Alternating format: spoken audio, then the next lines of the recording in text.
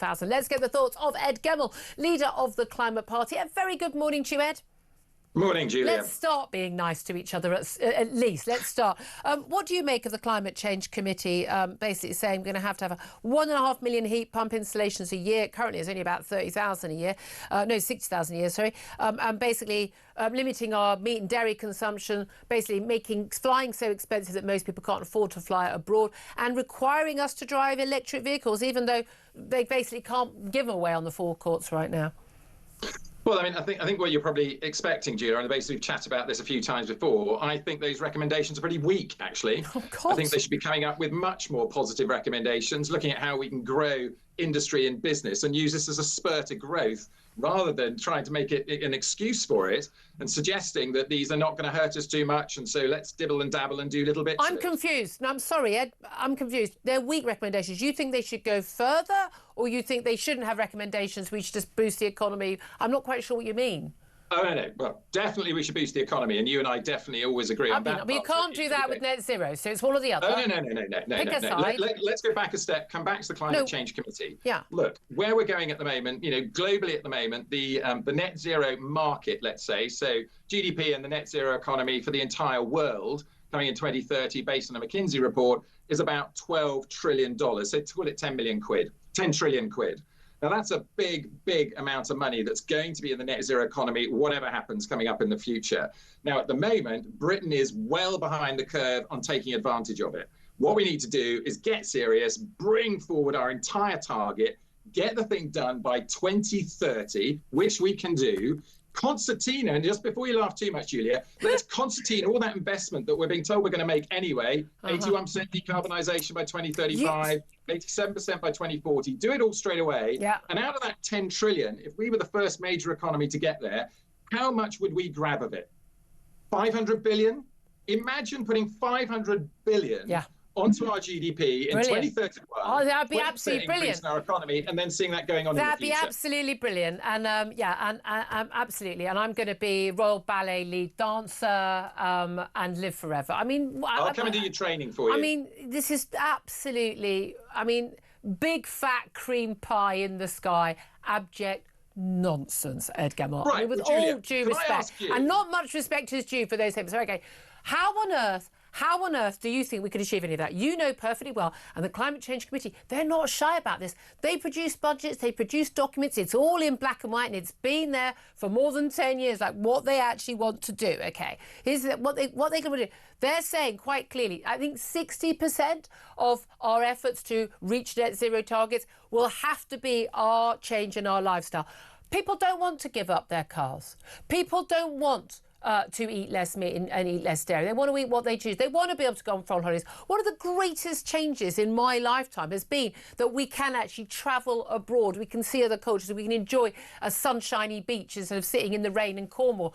Beautiful, beautiful Cornwall, but as I always did as a child. I'm sorry, people don't want to change their lives like that. They want to have central heating. They don't want to have, ice on the inside of their window pane. 95% of us have gas boilers. You know why? Because they work really well at heating our homes, so people can actually keep warm in the wintertime. You're talking about turning all that back, going back to pre-1950s, eventually the industrial age, because this is all impossible to deliver. What we're looking at, Julia, is starting the new industrial age here. And where we are at the moment, I'm going to come for a question to you. I've always been wanting to put to you, what is the spur for growth in Britain over the coming 25 to 50 years? What's the big industrial plan? Currently, the Office for Budget Responsibility says our debt is going to increase 3 to 6 times our GDP in the course of the next 50 years. That's an untenable debt. We haven't had a plan for decades in government, a proper industrial plan on how to get us out of it. If it's not going to be net zero, where we know 93% of the world is on their way there at the moment, what is it going to be, Julia? Here's the thing.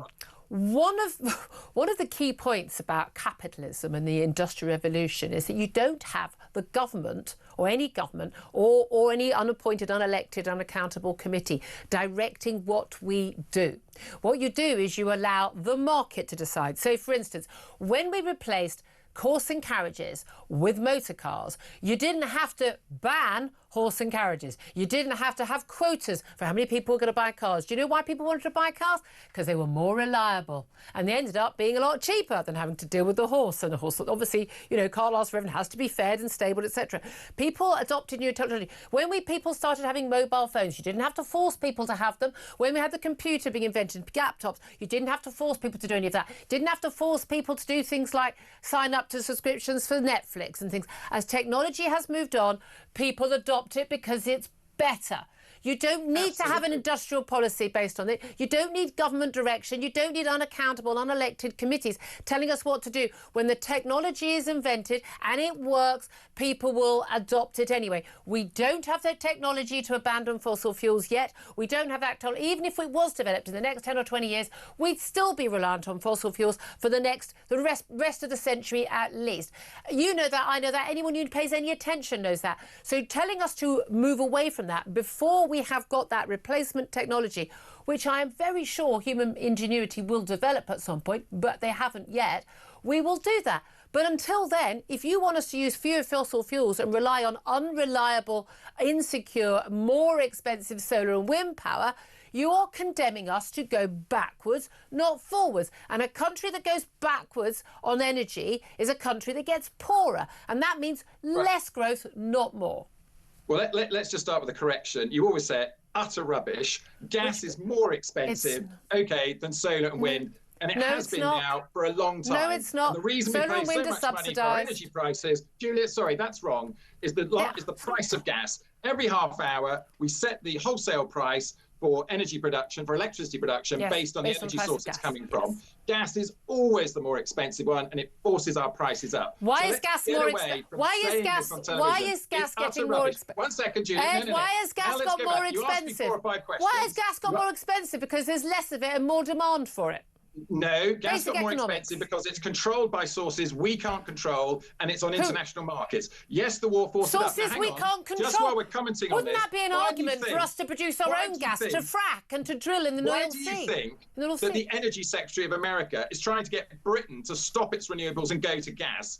He's made 170 million over the last 30 years fracking for gas. His share price went up 25% in his company when he became the Energy Secretary. And then he comes over and lectures us. Why? Because America's got an almost limitless supply of gas it can sell to us when ours runs out. I know. And aren't we lucky? Aren't we lucky when Russia invades Ukraine that we can go and get gas from America because we haven't got enough? Because people like you support us not getting our own gas. Julia, you always give the wrong impression. We don't need to do that. Tidal power in this country could be supplying a vast amount, and we haven't done it. But let's get back on one of your previous things. You talked about government regulation driving us forward, driving our innovation and our investment. I said it doesn't drive us forward. First, I'm not suggesting government regulation in every single area at the moment, and we have a problem in this country at the moment by cherry-picking areas to put policy on.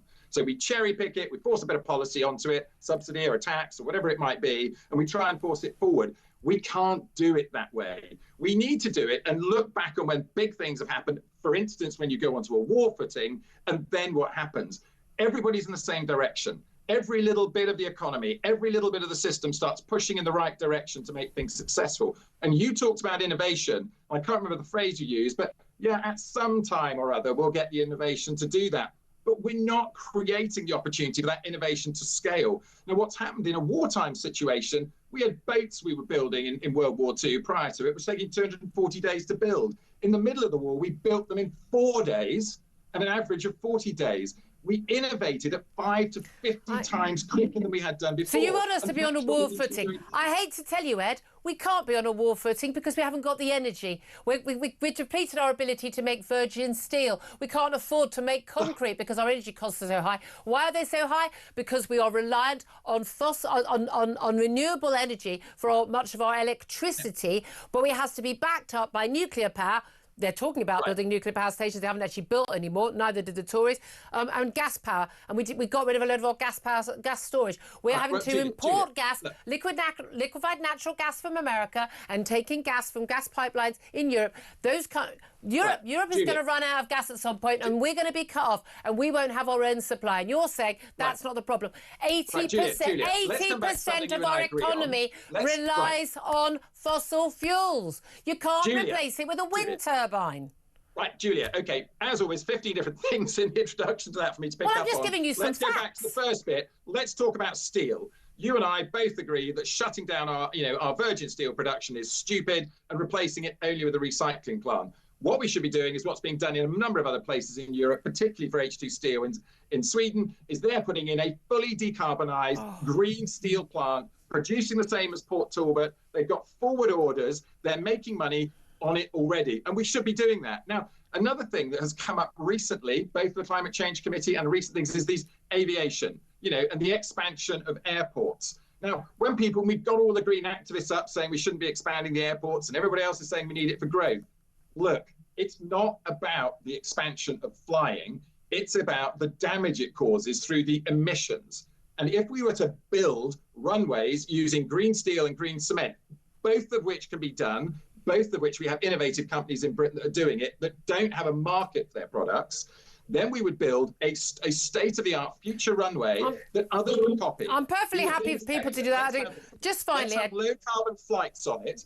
Those flights that would stimulate I deliberately, creating electric, hydrogen, and other flights. When I'm on Skyscanner, I deliberately choose the flights that aren't low carbon because it really annoys me. It's one of the options. But there we are. Just finally, because time is against us, it always is.